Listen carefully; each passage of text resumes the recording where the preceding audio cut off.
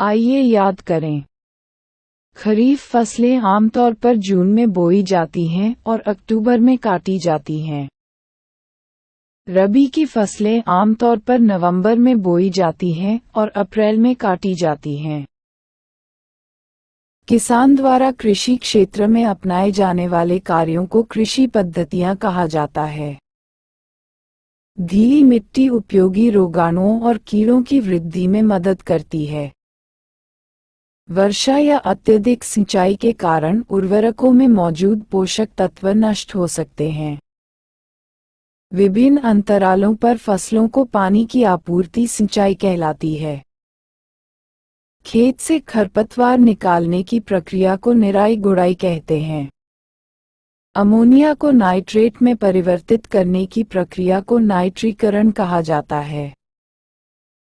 मधुमक्खियां परागण में भी मदद करती हैं जब वे रस इकट्ठा करने के लिए फूलों पर जाती हैं। 8,68,486 परीक्षण निर्माता। ए सही उत्तर पर निशान लगाएं। MCQ 1. खरीफ फसलें आमतौर पर जून में बोई जाती हैं और जून में काटी जाती हैं। 1. अक्टूबर। B. जून। 2. मिट्टी के ढीला होने तथा पलटने की प्रक्रिया कहलाती है। C. अप्रैल। D. मार्च। 1. बुआई। B. निराई। C. जुताई। D. खाद डालना।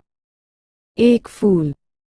3. मिट्टी तैयार करने के बाद खेत बुआई के लिए तैयार हो जाता है। C. पौधा। B. बीज। D.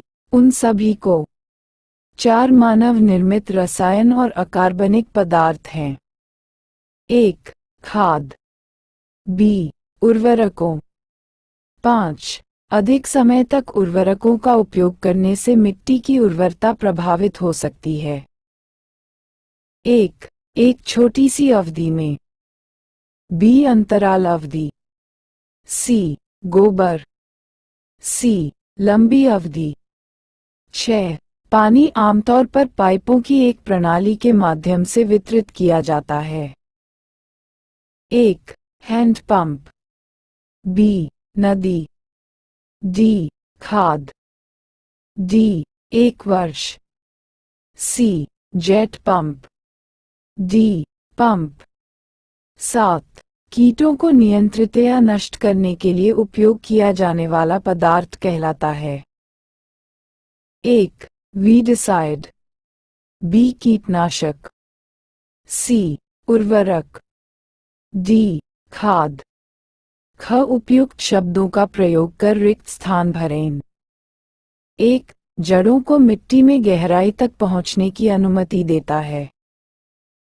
2. ढीली मिट्टी अतिरिक्त एवं लाभकारी पदार्थों को सोखने में सक्षम होती है। SOWIL 3. उत्पादित फसल की गुणवत्ता किसकी गुणवत्ता पर निर्भर करती है? 4. फलीदार पौधों की जड़ों की गांठों में नामक बैक्टीरिया मौजूद होते हैं। 5. विभिन्न अंतरालों पर फसलों को पानी की आपूर्ति कहलाती है। 6. कभी कभी ड्रिप सिंचाई भी कहा जाता है। 7. हवा की सहायता से अनाज से भूसी निकालने की प्रक्रिया कहलाती है। C. सत्य के लिए T और गलत कथन के लिए F लिखें।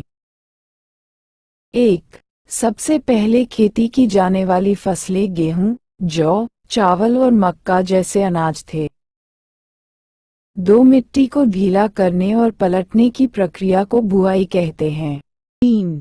समतलीकरण से तात्पर्य मिट्टी की सतह को चिकना और समतल बनाने की प्रक्रिया से है। 4. लंबे समय तक उर्वरकों का उपयोग मिट्टी की उर्वरता को प्रभावित कर सकता है। 5. फसल चक्र की विधि का उपयोग करके मिट्टी को प्राकृतिक रूप से पुनः प्राप्त नहीं किया जा सकता है। 6. कभी कभी किसी खेत में फसल के पौधों के साथ कुछ अवांछनीय पौधे भी उगाते हैं। 7. काटे गए खाद्यान्नों में आमतौर पर भंडारण के लिए आवश्यकता से अधिक नमी होती है। डी निम्नलिखित का मिलान करें। कॉलम ए, एल 1 खाद्य फसलें, 2 रबी फसलें, 3 जुताई, 4 समतल करना, 5 राइजोबियम, 6 नाइट्रीकरण, 7 मधुमक्खी पालन। ई निम्नलिखित प्रश्नों के उत्तर संक्षेप में दीजिए।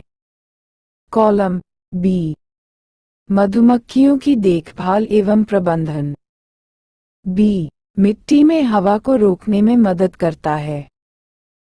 सी, नवंबर में लगाया जाता है और अप्रैल में काटा जाता है। डी, जून में लगाया जाता है और अक्टूबर में काटा जाता है। ई, अमोनिया को नाइट्रेट में परिवर्तित करने की प्रक्रिया।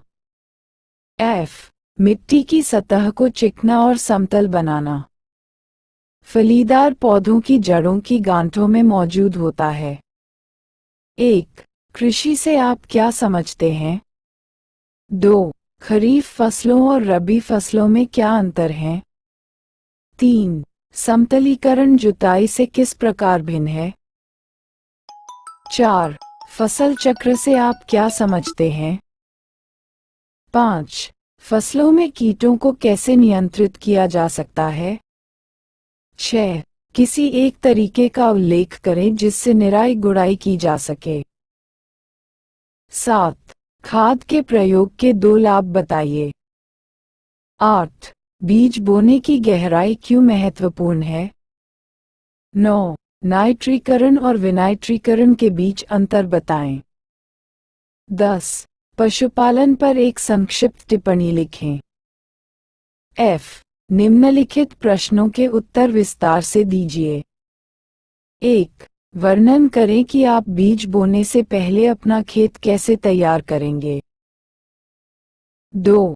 खेत में बीज बोते समय किन सावधानियों को ध्यान में रखना चाहिए। 3. स्प्रिंकलर प्रणाली और ड्रिप सिंचाई शब्दों का वर्णन करें। 4. निराई गुड़ाई क्या है, वर्णन करें कि यह कैसे किया जाता है। 5. कटाई क्या है, कटे हुए अनाज का भंडारण करते समय क्या सावधानी बरतनी चाहिए। 6. कृषि में हरित क्रांति की व्याख्या करें। 7. खाद एवं उर्वरक में अंतर बताइए। 8. नाइट्रोजन चक्र को चित्र की सहायता से समझाइए।